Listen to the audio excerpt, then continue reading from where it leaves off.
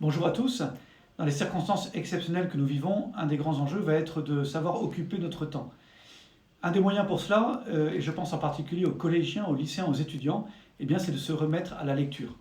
Vous me dites souvent que le temps passé devant les écrans rend difficile cet effort de la lecture, et c'est vrai. Raison de plus pour s'y remettre maintenant, puisque le temps nous est donné pour cela.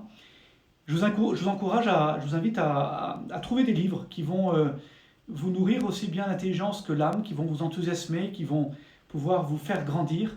On a tous dans notre vie, je l'espère, des livres qui nous ont marqués. En tout cas, vous avez maintenant le temps de les trouver, ces livres-là, qui vont vous marquer. Alors je vous en propose deux aujourd'hui, puis je prendrai le temps dans les semaines, dans les jours qui viennent, d'en proposer d'autres. Deux jeunes témoins qui m'ont marqué, moi personnellement, par leur joie d'être chrétien et leur joie de vivre.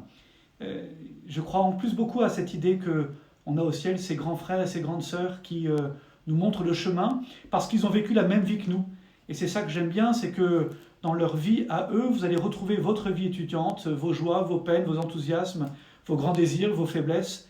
Ils ont connu tout ça et ils vous montrent que c'est possible d'être saint à travers une telle vie.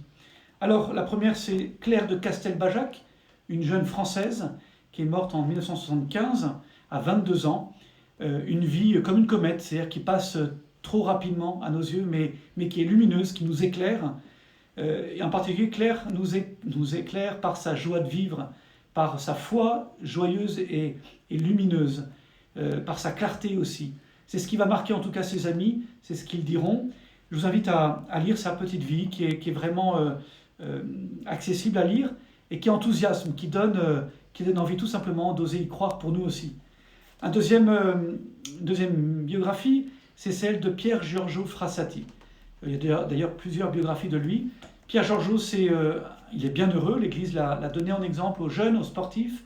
C'est un jeune Italien, un étudiant italien qui est décédé en 1925, lui aussi, il était encore tout jeune.